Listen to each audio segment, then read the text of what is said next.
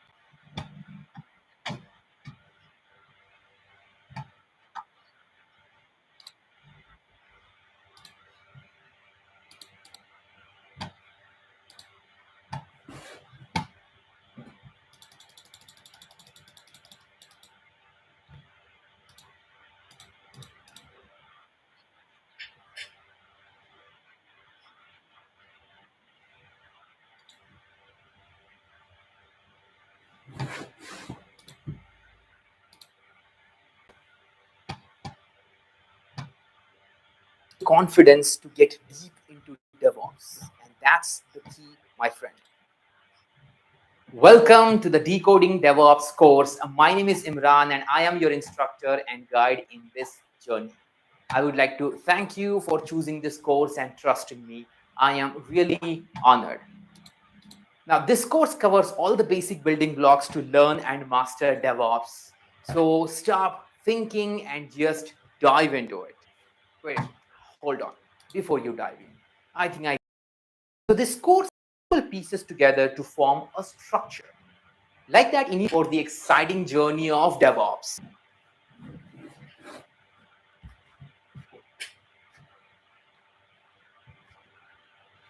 In this phase, the software will be tested by software. Did you know that DevOps can accomplish tasks in minutes, which used to take hours or even days of work? So the companies can focus more on their business or the product. And maybe that's why IT industry is adopting DevOps at such a rapid pace. In next few minutes, I will show you how thousands of companies are evolving and adopting DevOps culture. Hi, welcome. My name is Imran. I'm a DevOps consultant and a trainer. Let me help you understand what is DevOps and how it can solve some business critical problems. Everyone likes a good story, and here it is. App. Users around the world can access her and admin-like people who can accomplish this task. So Emma approaches a software consulting firm and explains her idea.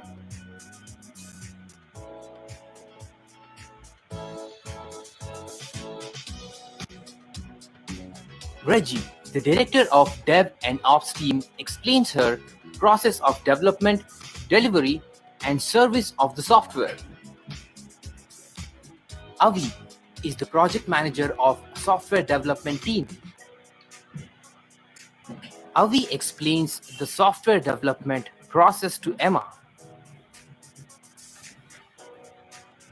Freddie, head of the operations, explains Emma how the. Here we go.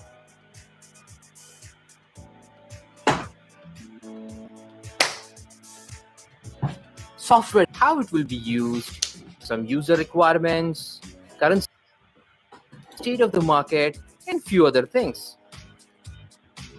Second phase, planning. What do we want? It determines the cost and resource required for implementation of the product and also the risks associated with it. Third phase, designing. Architects will design the software based on the inputs from previous phase. Architects will produce design documents. These will be basically roadmap for the developers. Development phase.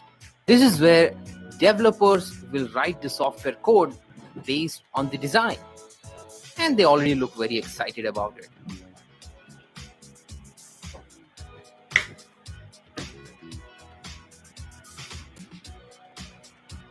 Software testing. In this phase, the software will be tested by software testers for any defects.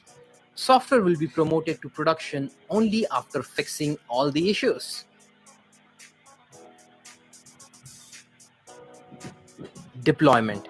At this stage, software is deployed to the production environment so users can start using the product. It's the responsibility of system admin and the entire operations team to make sure software is up and running all the time. Final phase, maintenance. It is a balance between regular changes and uptime.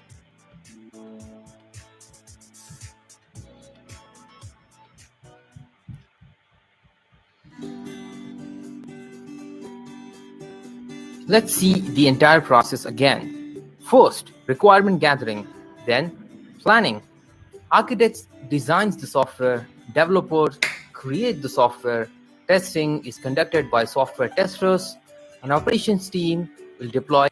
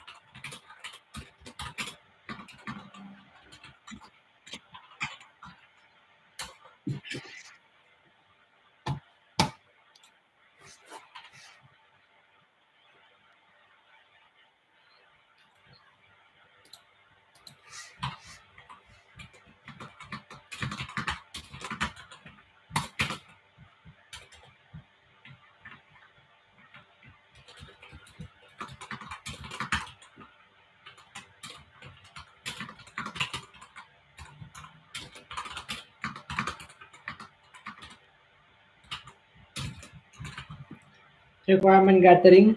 The whole software development lifecycle, we have six steps. In any project or any application, we have six steps. Requirement gathering, planning. Requirement gathering, planning, designing. Requirement gathering, planning, designing, development, testing, deployment, and maintain. In the process of SDLC, in the process of software development lifecycle, we have six steps. First is required gathering. Second, planning. Third is designing. Fourth is development, which the developers do. Fifth is testing team. Sixth is deployment and maintaining the project or an app. Okay, so there are six processes which falls under SDLC, software development lifecycles, and we have different models in SDLC: waterfall method, agile method, spiral method, big bang. Cool, nice.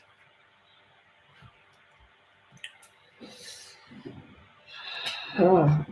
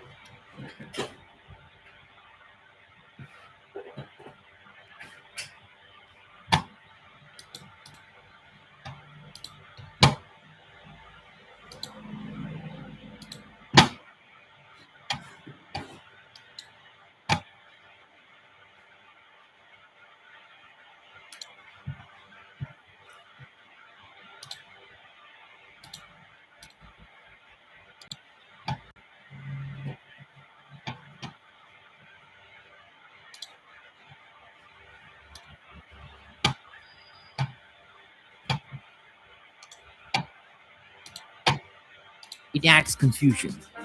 Keep troubleshooting by the time help comes. While posting question, take screenshot of the error message. Mention the steps, commands, or the code you used. Be descriptive. Post it in the Q&A with all the details. Did with late greatest content in make star your sim is want you to me.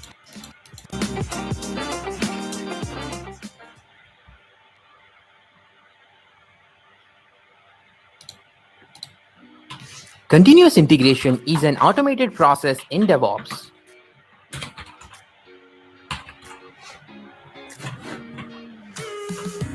which generates software and its features quickly and efficiently.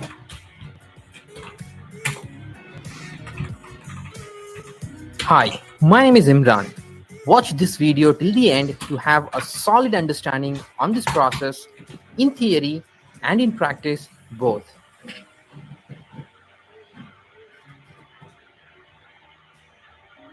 Developers write several lines of code while creating a software. Working in a team, it's an ideal practice to store all this code at a centralized place. This centralized repository is called as version control system, like GitHub. Every day, developers will pull and push code to such repositories several times in a day. So code changes or code commit happens continuously. This code will be moved to build server. On build server, this code will be built, tested, and evaluated, which generates the software, or we call it artifact at this stage. This artifact or software will be stored in a software repository. Artifact or software is really an archive of files generated from the build process. Based on the programming language, this artifact will be packaged in a specific format. Artifact packaging format could be var or jar in Java, DLL, exe, MSI in Windows, or even zip or a tarball. From a repository, it will be shipped to servers for further testing. After deploying this artifact on the servers, software testers can conduct further testing, and once they approve, it can be shipped to production servers. So that's how it works, or does it? Let's dig in and find out. These developers are creating a software module and have worked for 3 weeks straight. That's a lot of code, really. Oh, sure, you can take some break. Your job's done for now. And as per the process, all this code will be fetched by the build server. And this code is built, tested, and oh boy, lots of errors, bugs, conflicts, build failures. Now developers have to fix all these defects, have to rewrite the code at several places. A lot of rework, really. This could have been much easier if the problem was detected very early in the process. But then code was collected with defects for 3 weeks. And now, yeah, you have to fix all that.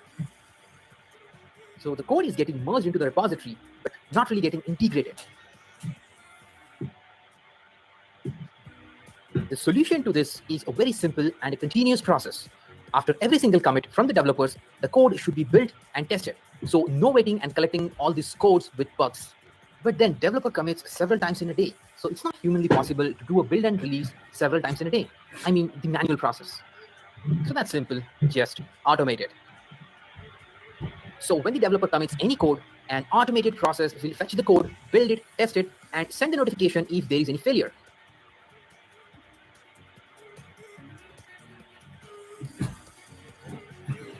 As soon as the developer receives a failure notification, he or she will fix the code and commit it again. So again, build and test new changes. If it's good, then it can be versioned and stored in a software repository. And it's all automated. Like this, any defects can be caught as soon as it's merged with the code. Let's see it in a cyclic view.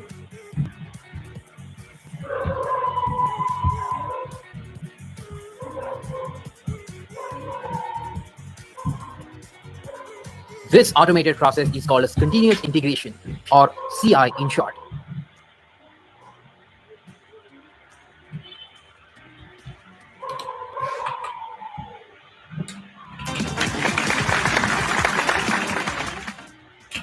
Practicing DevOps. Did you know exactly that DevOps can accomplish tasks in minutes, which used to take hours or even days of work? Sometimes things go wrong. So the companies can focus more on their business or the product. Typographical mistake. You're still stuck. And maybe that's why IT industry is adopting DevOps at such a rapid pace. In next few minutes, I will show you how thousands of companies are evolving adopting DevOps culture. Screenshot of the error message. Hi, welcome. My name is Imran. I'm a DevOps consultant and a trainer. Let me help you understand what is DevOps and how it can solve some business critical problems. Latest and greatest content. Everyone likes a good story, and here it is. Making and updating this course. Meet Emma. She's an artist and has a passion of collecting artworks. 5-star rating. Emma has her own art gallery from where she sells artworks to the public. Emma wants to expand her business online through a mobile app. The goal of CI is to detect user defects very early stage and make a purchase through a mobile app.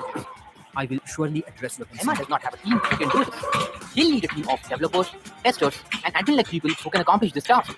So Emma approaches a software consulting firm and explains her idea.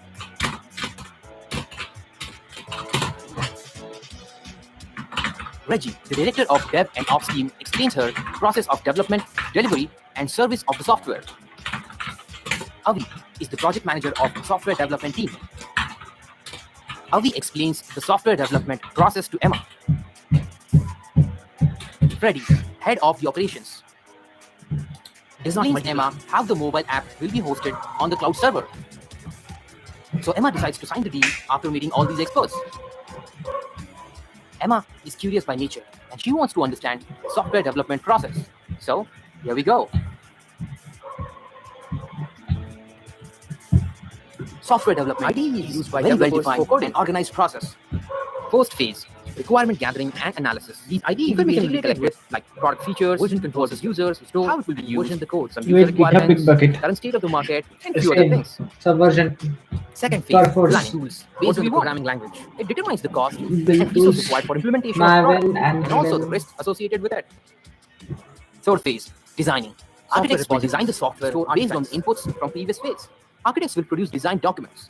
These will be basically roadmap for the developer. Continuous integration tools that development phase everything. This is where developers will write the software code based on the design, and they already look very excited about it.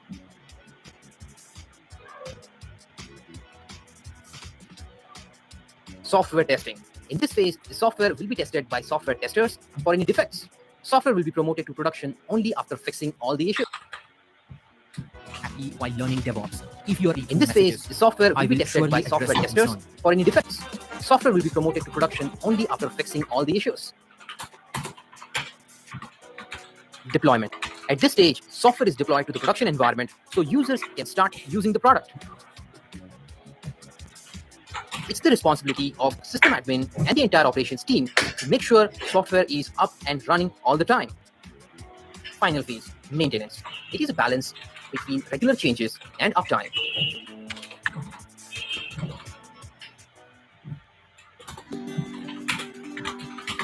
Let's see the entire process again. First, requirement gathering, then planning. Architects designs the software, developers create the software, testing is conducted by software testers, an operations team will deploy and maintain the software. This entire process is called as software development lifecycle.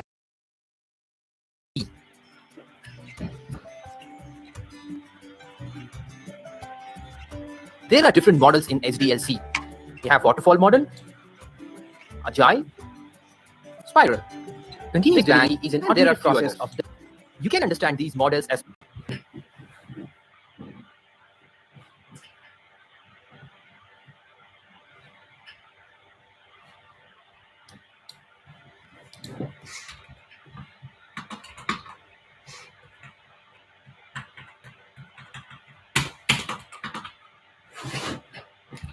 DevOps. DevOps stands for development and operations, where both are two different teams where we usually they fight with each other just because they don't have three things: communication, collaboration, and integration.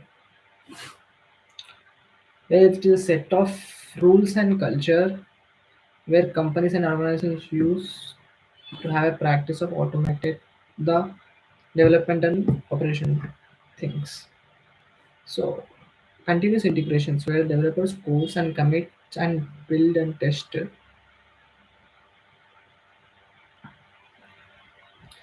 So let me tell you a scenario of a problem. Let's suppose there is an ex customer who wants to build a website and it has changes instantly, like on demand changes. Okay, so when the developers build and complete the development part in the 3 weeks, let's suppose 3 weeks, and they gave the whole complete make the build and gave to the operations teams, where the operation teams has to deploy it on the servers. So when the operation teams were deploying on the build folder to the server, they found issues. Now again the whole code has to be like fixed for the bugs in there. The problem is why was the bug didn't get notified by the developers when they are coding. See, when they are coding, they don't have server like operations team deployment, but developers will not do the work of operations, and operations team will not do the work of developers. So of course, it's like one by one. So what like question is what if developers knows that the build has this build has an issue without giving to the operations teams, where the operations teams usually deploy the build. So by in this process, so whenever a in the like all developers uses a GitHub, so there's a tool called Jenkins. So whenever a developer commits the code, the committed code will go to the server and into the develop production, like test production, and it will get deployed and it will test all the features, and the testers can all the test features, and they can get the instant build errors or bugs. So when the all final tests of like Jenkins will get completed, then they can pass the final build to the operations teams. By following these methods is the SDLC, you can automate the whole process. So there is no conflict between the DevOps teams and the like development teams and the operation teams. Okay. So one more reason I would like to say,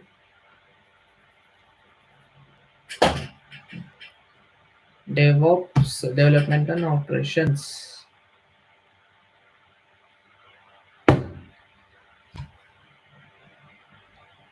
Continuous deployment, continuous integration, CI/CD, where the developers deployment team should have continuous integration, and the operation team should have continuous deployment.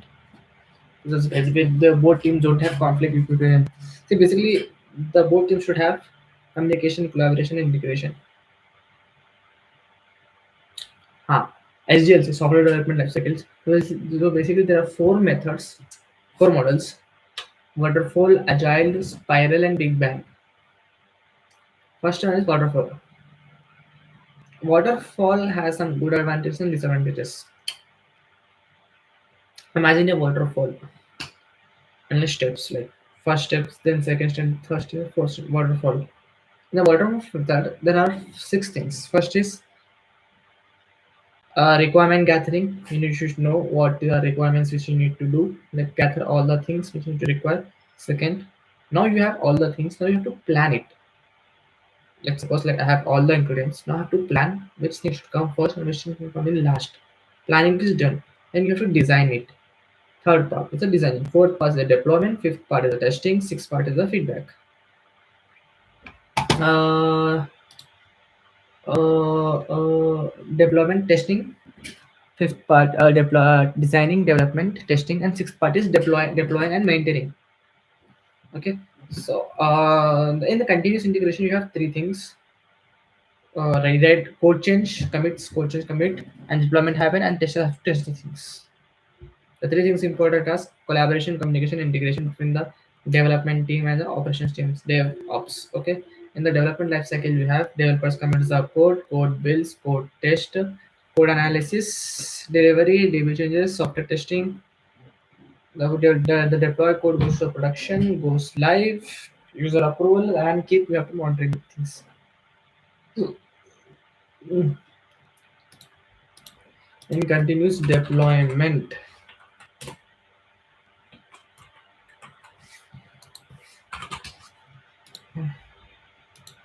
Continuous delivery is an automated process of delivering code changes to servers quickly and efficiently at an enormous pace. Hi, my name is Imran. I'll be glad to explain you the continuous delivery process.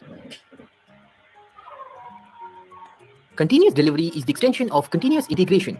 If you have not seen my previous video on continuous integration, I recommend you watch it before you continue. Wow, that's too many continuous in one sentence. Let's dig in. We have seen continuous integration is automation of our code build and test. Developers, any code commit will be automatically built and tested. If everything is good, the artifact generated from this process will be stored in software repositories. The goal of CI is to detect defects at very early stage, so it does not multiply.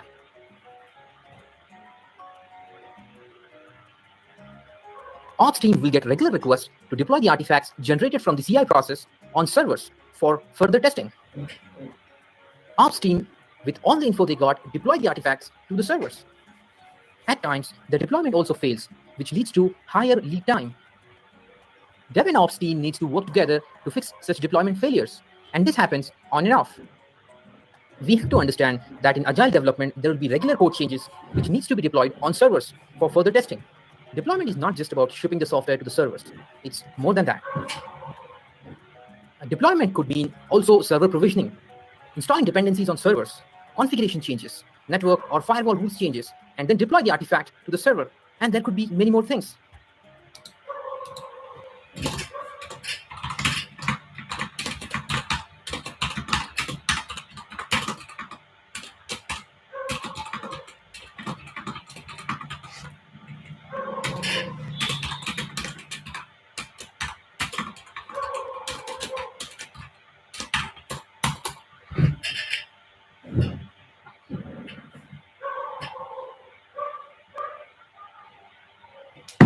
See, I'm too good at DevOps.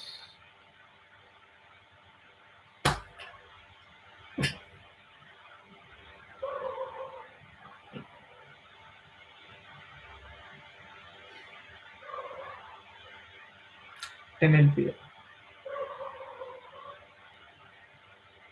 Yeah, from front end for LP. You can find any front end developer who can just mark up like learn React things and use the thing and can crack the thing. But DevOps is something great. What is the point of developing if you don't know how to deploy? Then what do you call it as full stack developer? What's the use case of it? If you don't know how to deploy, you're just a normal developer in the all every world. Hold on, sir.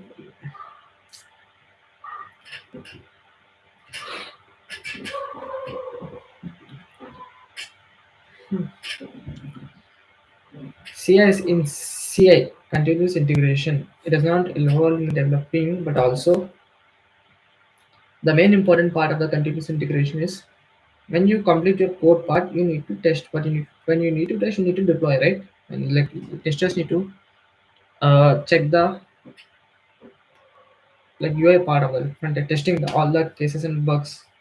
So development team doesn't know about how to deploy it, and develop and the DevOps team doesn't know how to code. Now, how do developers check the deployed versions?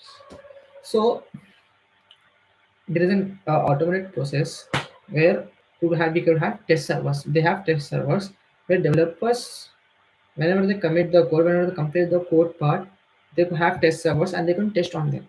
Testers can test on them. So basically, like I'm a full stack developer. I write the code. I commit the code to the GitHub. So whenever I commit the code, I manually test the things. Like I'm the DevOps team, like I'm the development team, I'm in the operation team. I test the things. Okay. So these are so the main issue. The main point of doing the continuous integration to find the bugs and issues. Okay. This is the automated process in the continuous integration. In the now comes to continuous deployment. In continuous deployment, the operation teams doesn't only do deployment of code. In continuous deployment, it is nothing like just to deploy the code. It includes installing dependencies, having server configurations, network, firewall, nice, manifest, many more. Okay.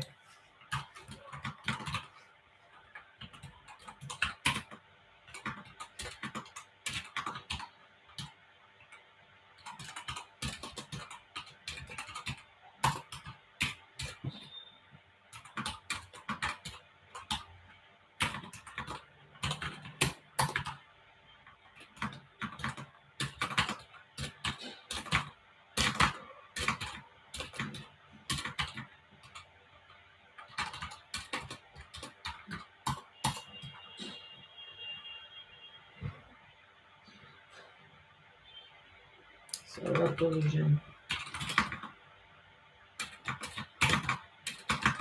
maintenance.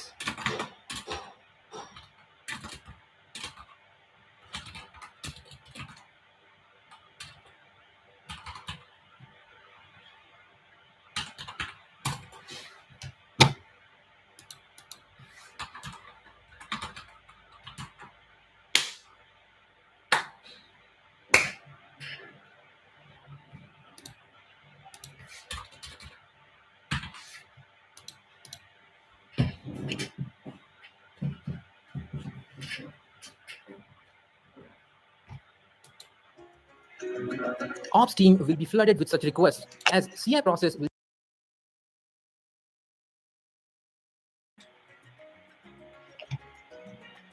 After the manual deployment, information will be sent to the QA team for testing. After conducting testing, QA team will send the information back. There is too much of human intervention and manual approval in this process. So as this terminator says, automate it and save your time and also failures. Any and every step in deployment should be automated.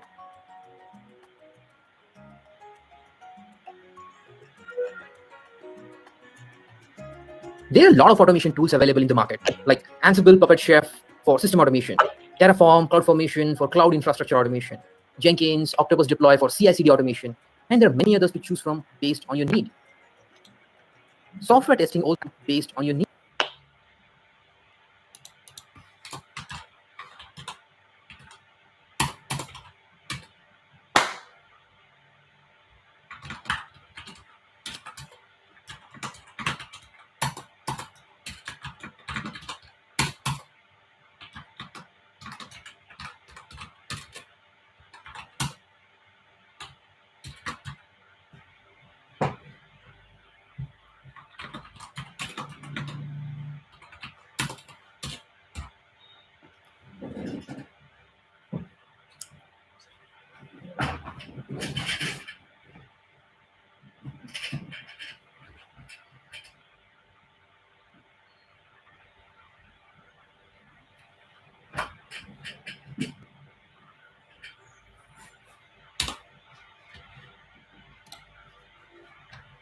Need.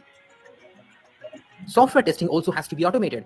Any test process like functional, load, performance, databases, network and security, and any other test cases. So on security,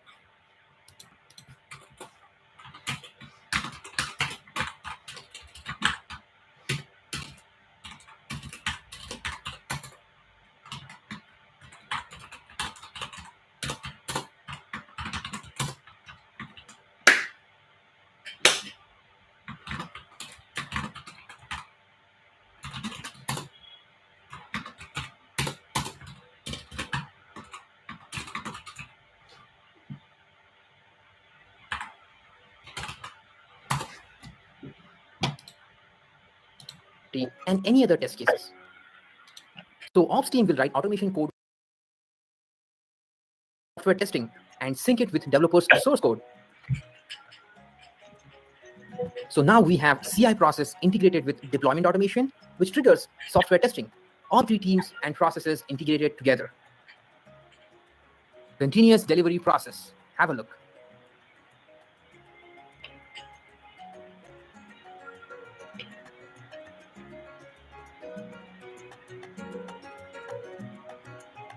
Automate every step and then stitch everything together.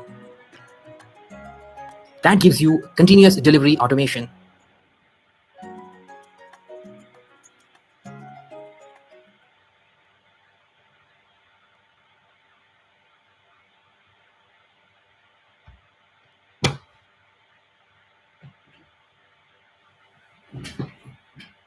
Hmm.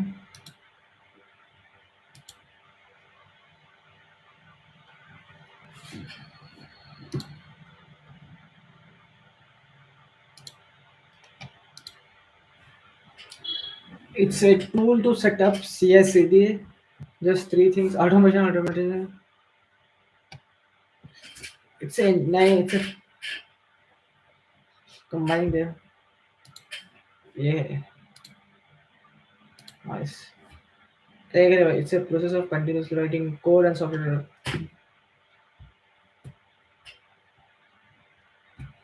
It is a tool that will continuously deploy code changes to the end user or continuous integration of software development practice where developers regularly merge their code changes in a central repository. After that, it can be continuously using DevOps software practice where developers regularly merge their code changes in a which automates the builds and tests are run.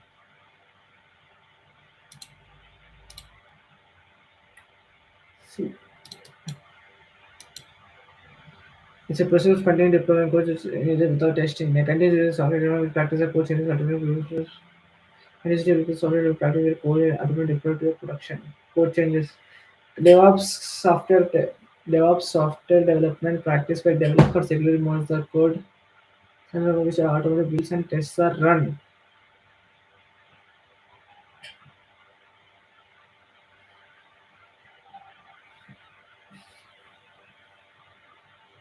Where code changes are automatically prepared.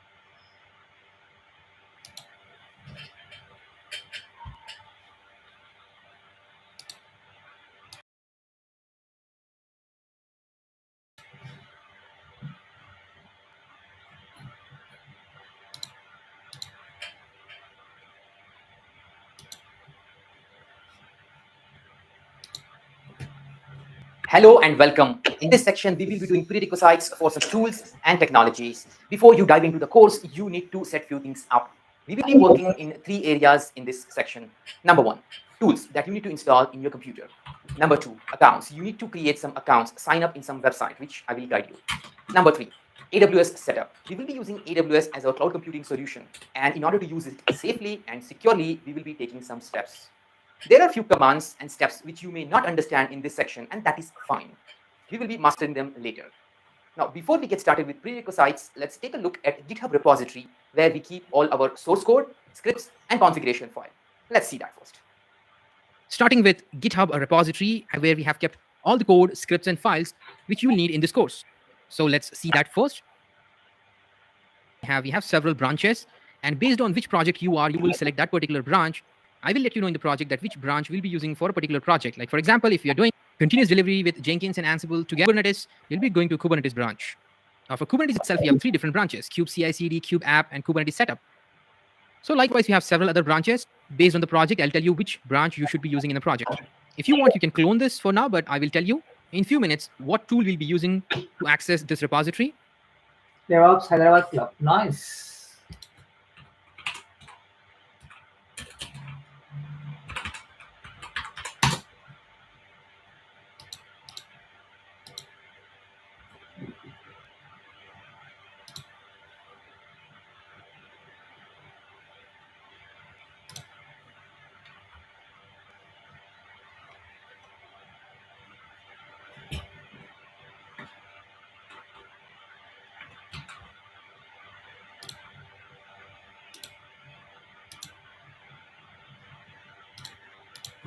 So whenever I use the word as source code or repository, I mean to say this GitHub repository.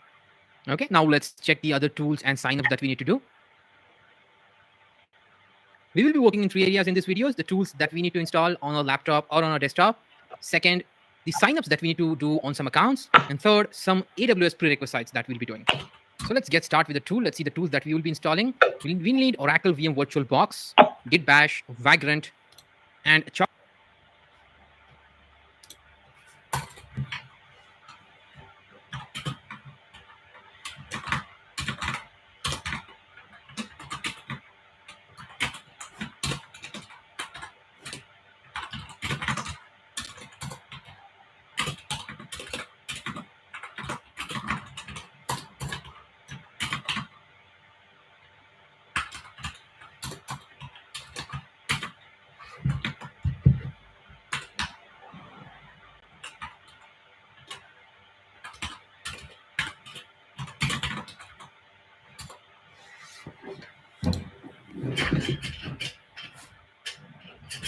Chocolatey if you're using Windows system, or you can install Brew if you're using macOS.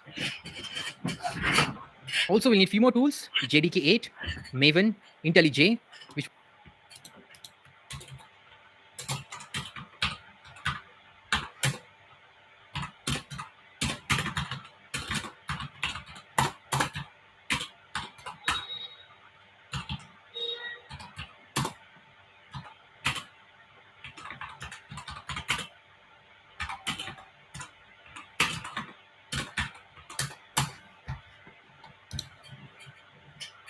will be your IDE. If you prefer to use something else like Visual Studio, or if you have any other personal preference, you can go with that. We'll be also using Sublime Text Editor, also AWS CLI, and there are a few tools like, for example, Terraform that we'll be setting up in the project itself. Few places you need to sign up.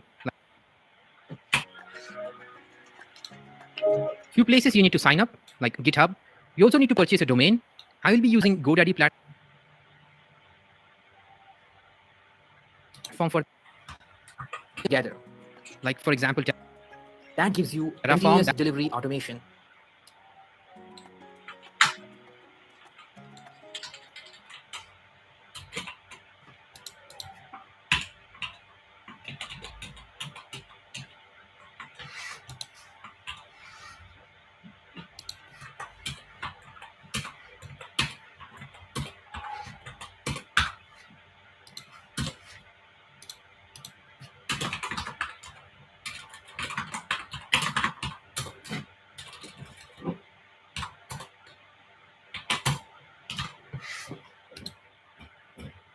that we'll be setting up in the project itself.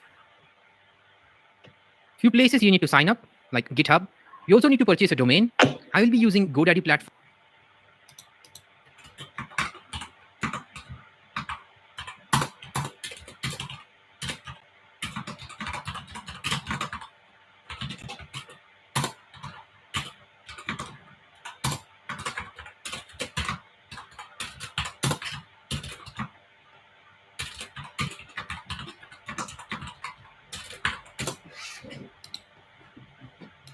For that, if you have any personal preference in that, then you can use any other domain registrar. Account also on Docker Hub to store our Docker images, and also Sonar Cloud. On AWS, we need to do a few things. We need to first get a free tier account. We'll set up an IAM user with multi-factor authentication. We'll set up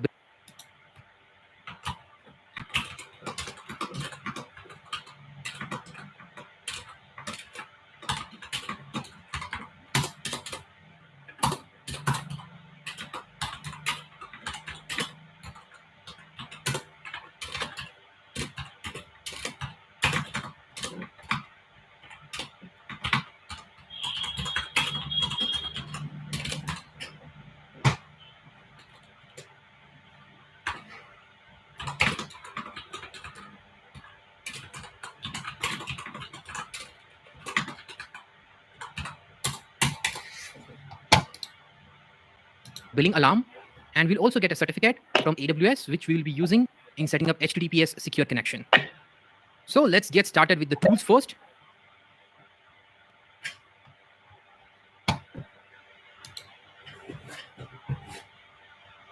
The first tool that we'll be installing is Chocolatey. Chocolatey is a tool in Windows to install software through command line, like choco install notepad++. That will be the command to install notepad++. And this is not a mandatory tool. You can just search for software on the internet and download just to make your life easy. So you open PowerShell or command prompt and run the command and install the software.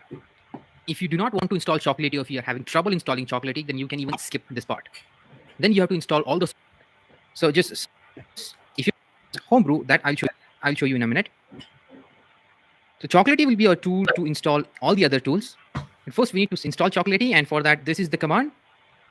And we're going to run this command on PowerShell. Install Chocolatey, install PowerShell. We need to run few commands to check and install your tools. That was a convenient tool for Windows user.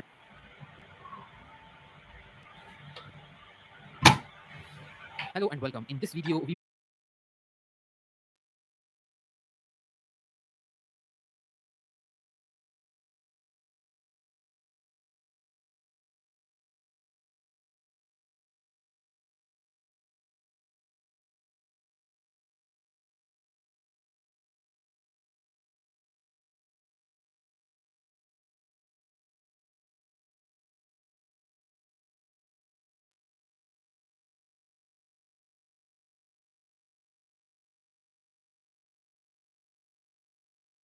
/vprofile-project and find the branch called prereqs. Click on that branch. Here you see 4 documents. They are same documents but different formats. If you need PDF, you can download it on your machine, or you can just view from here.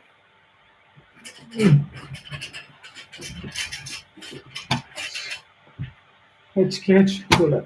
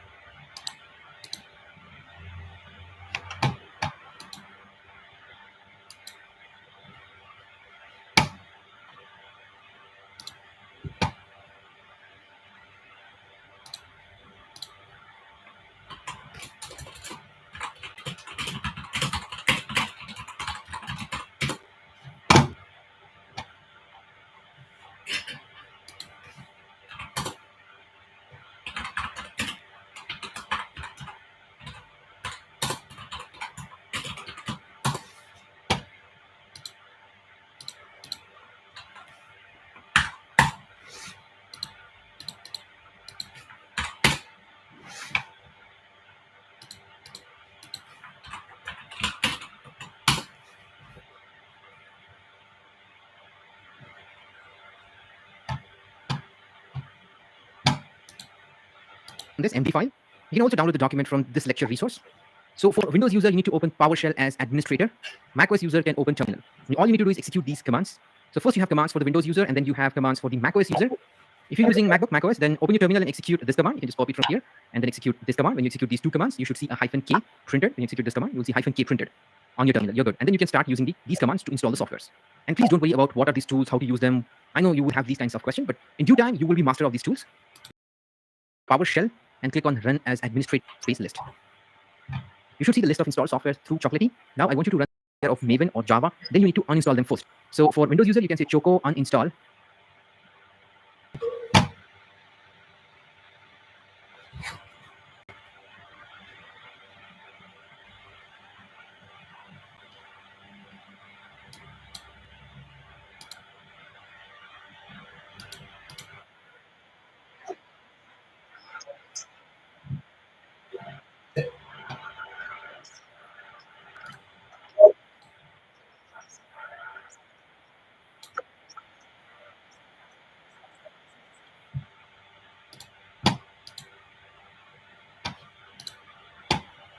Likewise for Java also. Now Java package name might be different, like JDK17 or Core 8 JD11, something like that. So make sure you get the package name. Right, so this is the package name. For example, this VS Code is the package name. This is the version. So whatever you see in the package name, you have to do here choco uninstall and the package name. macOS, same thing, brew uninstall and the package name. So with choco list or brew list, you will get the list of the packages. So it's easy for you to uninstall. Once you have it uninstalled, you can continue with the lecture and start installing the tools. All right, so come to the document and start installing all the tools one by one. Be on your respective terminal. PowerShell for Windows user, terminal for macOS. Copy the command. First choco install VirtualBox. And whatever version you see over here, copy the command as it is. You may see a different version in the document. Whatever version you see, simply copy that and run it. So for PowerShell, just right click and paste. Hit enter. It will take some time. It might ask you a question, yes or no. You have to say yes to install. Let's go to the next command. So that might take some time. So wait until that command completes. Once again, for macOS user, you have to use these commands, the brew commands, instead of choco commands. Okay, VirtualBox is installed. Next, I'm going to install Vagrant. This will take a long time, Vagrant installation. So Vagrant is installed for me. I'm going for the next one. Git, choco install Git. Git is installed. Go for the next one. Core 8 17, that's the Java 17. Installed. Go for next. Maven. Maven is also done. Next. AWS CLI. AWS CLI installed. IntelliJ. Now, you can choose IntelliJ or VS Code. Most of the time in the course, I will be using VS Code, but for Java requirement, we will be using IntelliJ also. But in any case, you can use either of it. I recommend VS Code, but I'm installing both here. Next is VS Code. VS Code is already installed for me. I'm going for the next one, Sublime.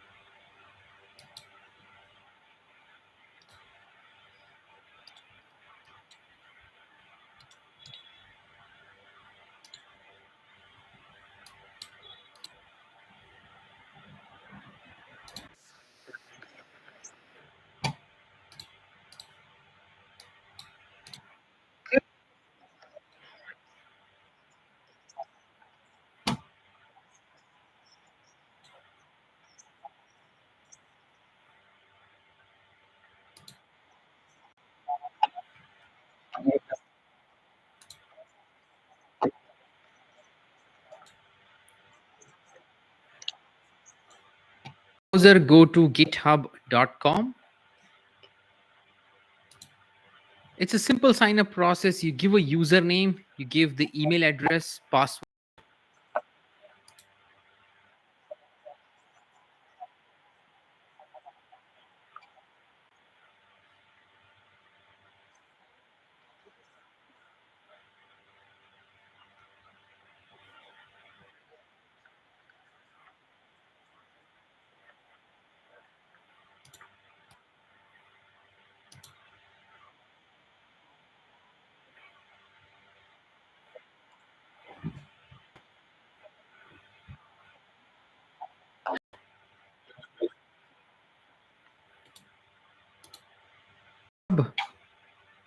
So select what kind of work do you do mainly. So I'm going to say teacher and a student.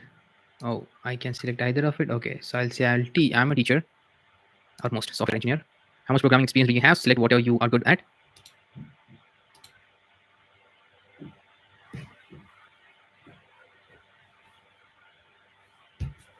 What do you plan to use GitHub for? Learn Git and GitHub, host project. That should be good for now. And you can say complete setup. After this, check your inbox. You should get an email. Verify that email address.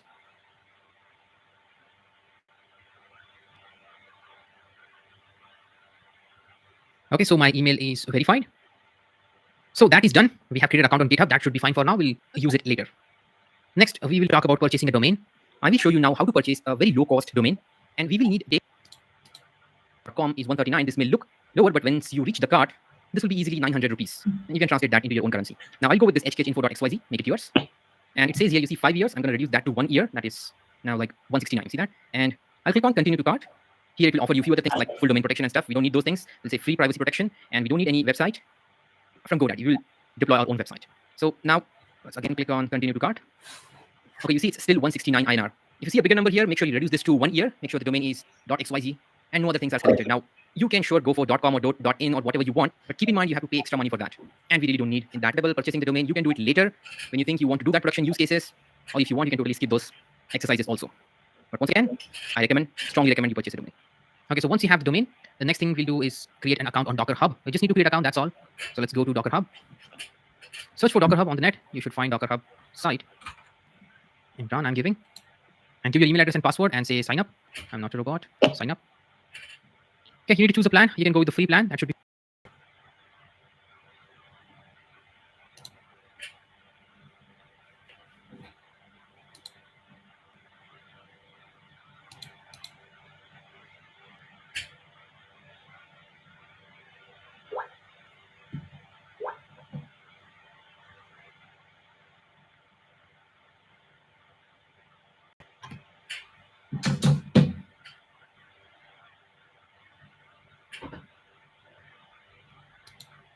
fine. Verifying your email address. So I should get an email. And and that's all for Sonar Cloud.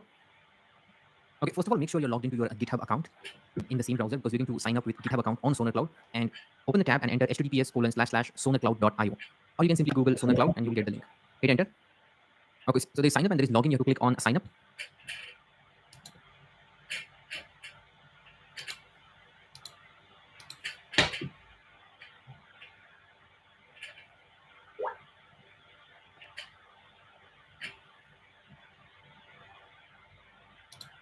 Now you will see how to use this in the projects.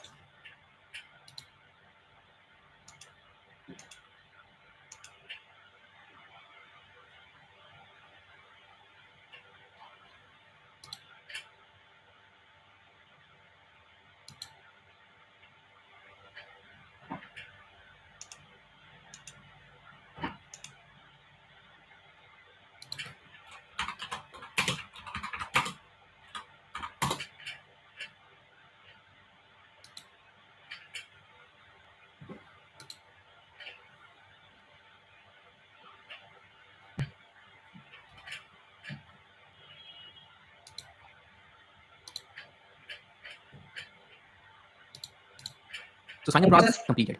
So we're doing good. We have GitHub account now. We have a domain. We have created account on Docker Hub, and we have Sonar Cloud account, and we have configured the organization and project in Sonar Cloud.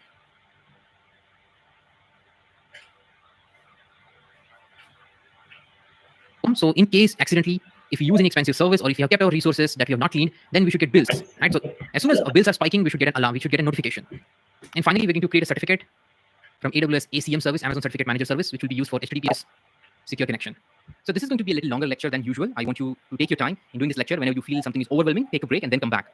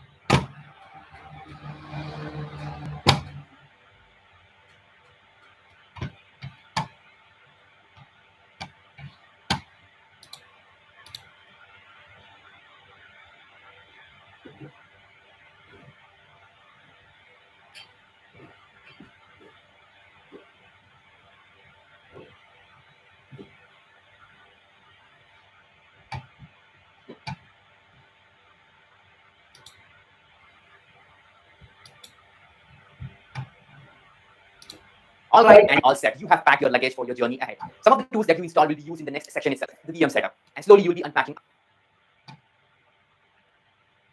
We will be doing a lot of things.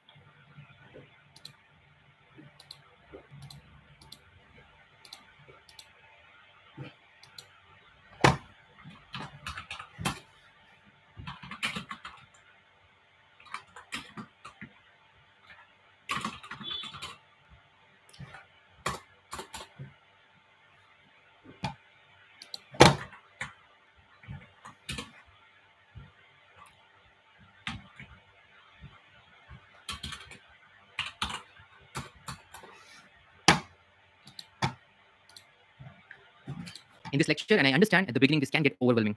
But keep in mind, these are very, very important things that we need to do on the AWS part. So let's get started with AWS. All right, so just so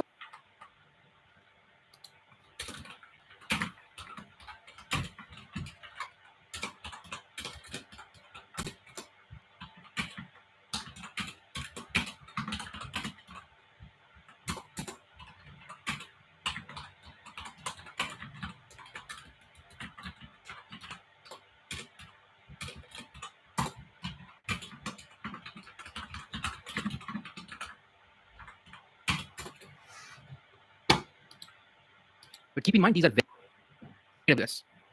All right, so just search for AWS free tier and you will find some links. This one, free cloud computing services.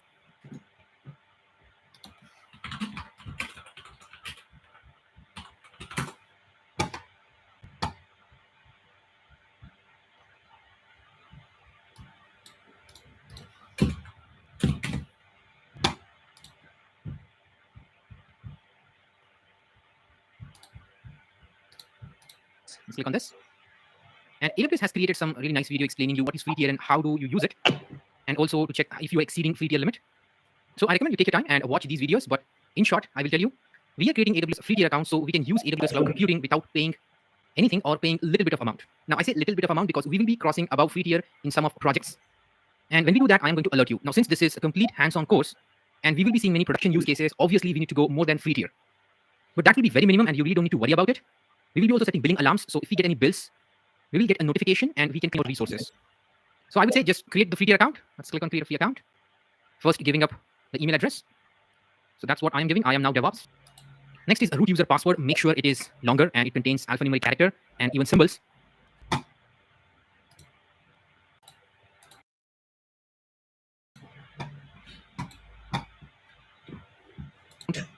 So be careful with this. Okay.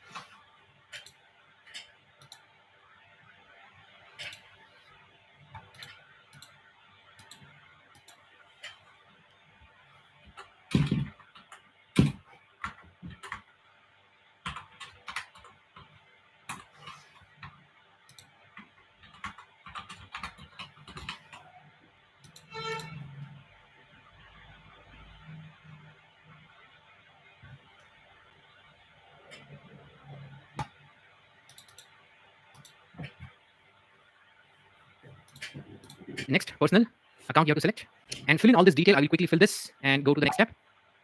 Okay, next comes card detail. You can use credit or debit card. And let me tell you, if it's a debit card, Indian debit card, it will deduct 2 rupees. And for international card, it is going to use $1, which is mentioned over here. This is verification, and this is just to verify your identity. Do not worry, it is not going to take any money from your account. As long as we are in free tier and we keep our account clean, we won't see any bills or very, very minute bill. So I will fill in all this detail and go to the next step. Okay, next.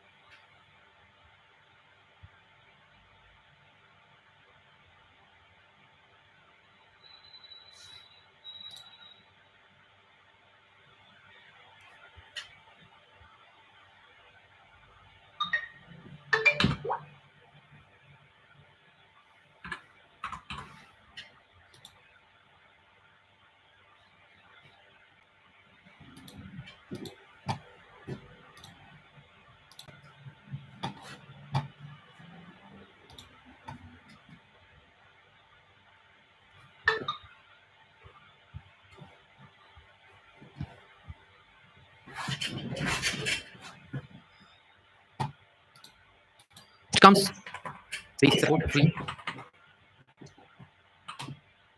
and get an SMS and verify this. Okay, then comes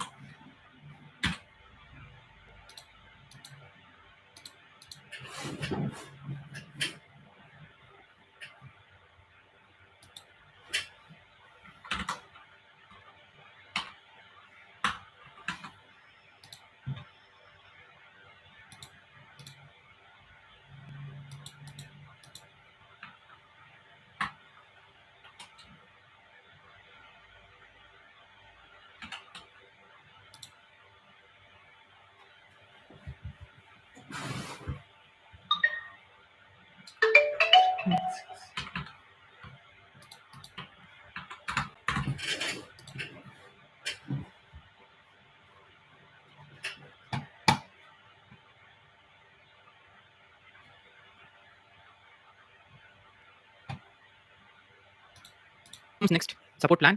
So we are really going to use basic support free. When you're working for a project, there is a chance that the company would have taken a business support. And let me tell you, many of the places I have seen people are not even using the AWS support, even if they have plans. So check when you're working a project if you have a support, and if you get into issues with AWS or Google Cloud or Azure, anything, check if they have support, and you can directly talk to the tech support team. Anyways, that is for later part. Let's just select basic support for now and say complete sign up. All right, congratulations, it says, and we say thank you. Let's go to the AWS management console. Okay, let's say sign into console. So this will be your very regular page to log into AWS console. And this account is called as a root user account. So whenever I use the word root user, okay, let me take a pause here and talk about this.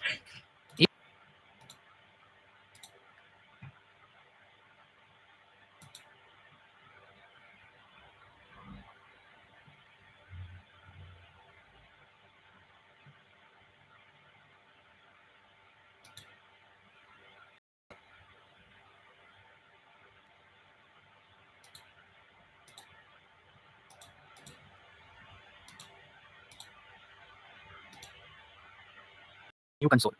That means the UI, the website, this AWS console is getting updated. And this happens very regularly. It's really difficult to keep updating videos simultaneously with the new console. So you see new console now, and few months you'll see a few new things, and it just keep on happening.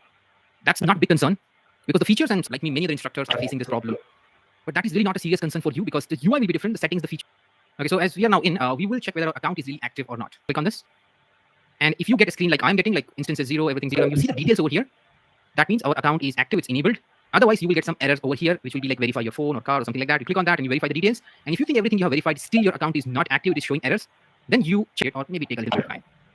Okay, now since we have our account, let's quickly do a few very important things, starting with creating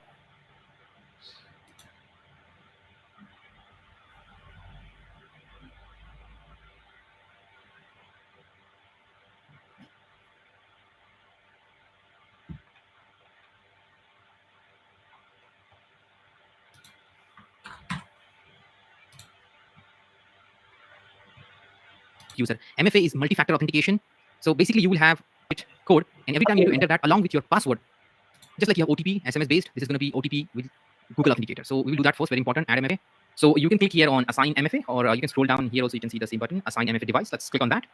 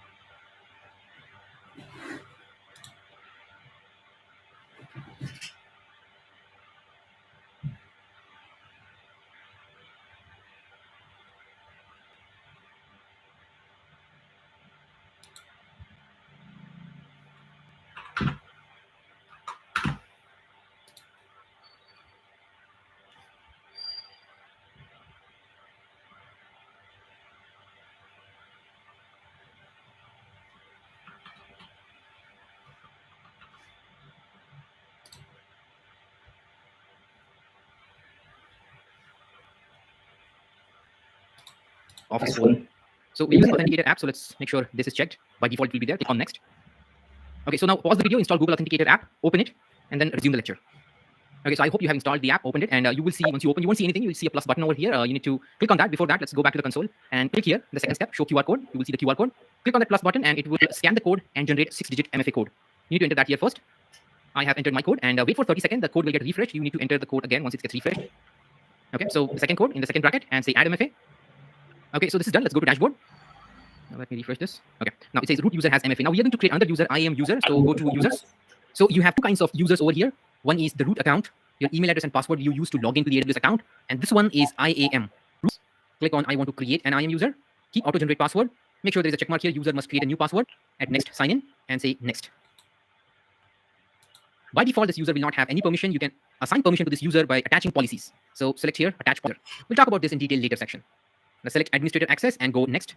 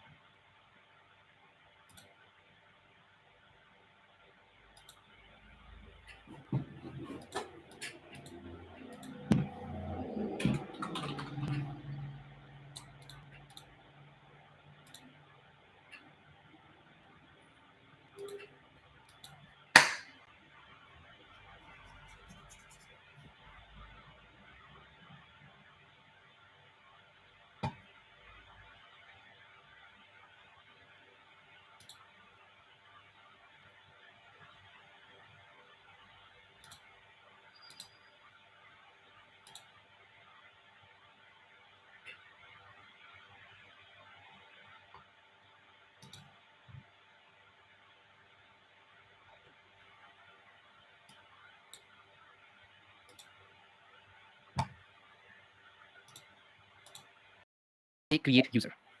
Click on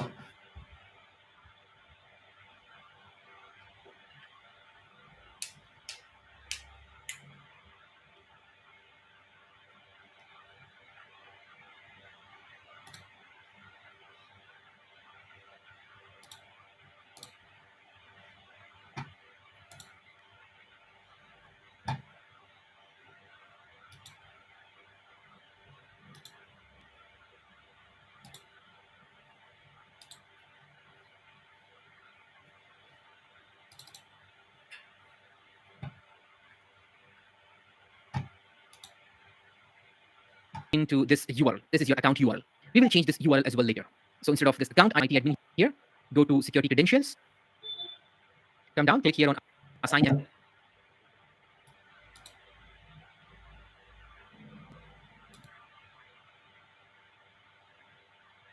Enter the next code. Make sure you enter the MFA code for this IAM user. You should have another account in your Google Authenticator that will be for the root user.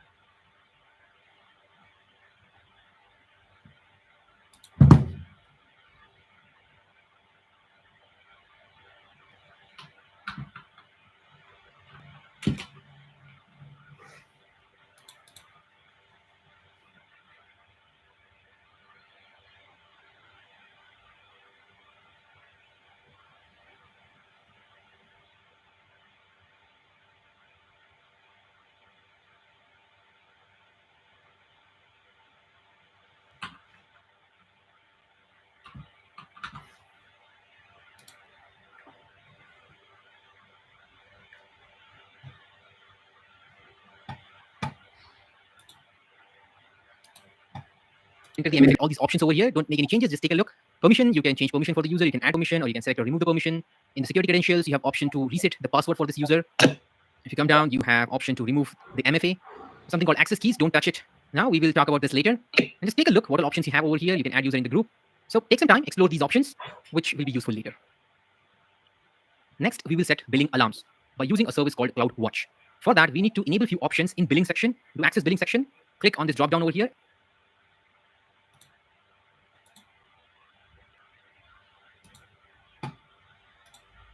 And go to billing dashboard. Now, initially, you won't see any bills over here, of course, because you have not used it. But if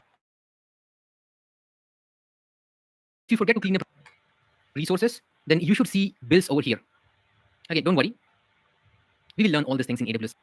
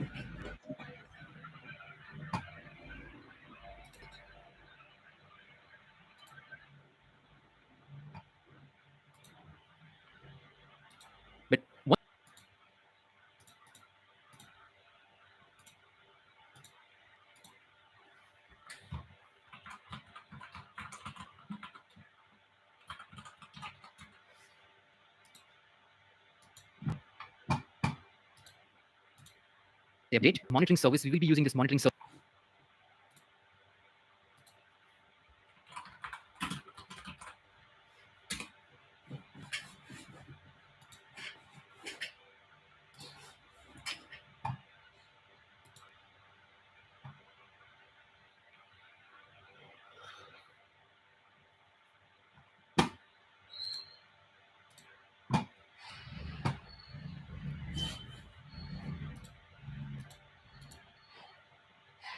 Marks on and UI not Virginia region, then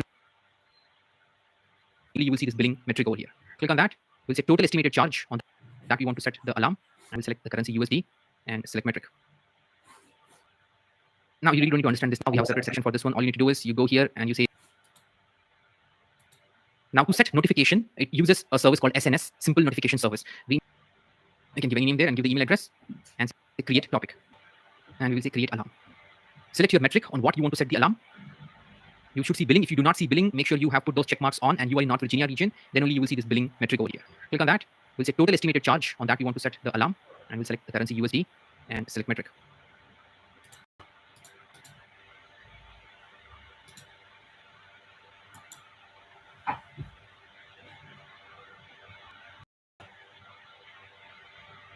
Use it. We'll be using this later. For now, this billing alarms, and just say next. Give alarm a name. I'll just say billing alert, or maybe AWS. All right, so just search for AWS free tier and you will find some links. This one, free cloud computing services. Let's click on this. And AWS has created some really nice video explaining you what is free tier and how do you use it. And also to get any bills, we will get a notification and we can clean our resources. So I would say just create the free tier account. First, giving up the email address. So that's what I'm giving. I am now DevOps. Make sure this email address exists because we need to verify this. Do not use any fake details here. You can give an account name. So I'm just going to give the same name. I am now DevOps. And let's say verify email address. So let's get the verification code. Okay, so I got the verification code in my inbox and I'm going to just paste it there. Verify.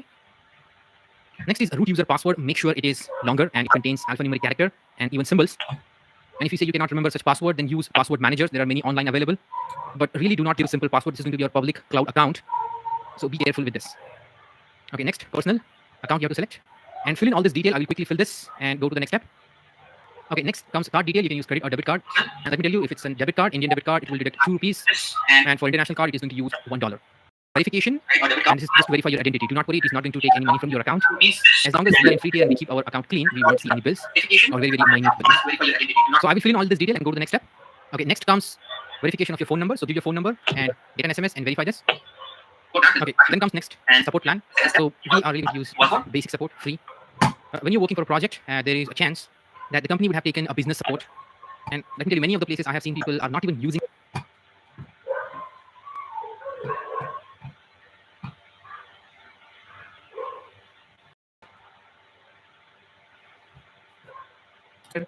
For now, this billing alarms and just say next. Give alarm a name. I'll just say. Okay, so we purchase the domain, and we will use a certificate to validate the certificate with the domain. But what that really means is, you see here HTTPS. Any website you see HTTPS, there is this lock symbol over here. Click on that. Let's click on this, and you should see the certificate. So this certificate is for this, right? Certificate details, certification path, etc. Now, if you do not understand anything, whatever I said about the certificate, do not worry. We have the project where we use it all.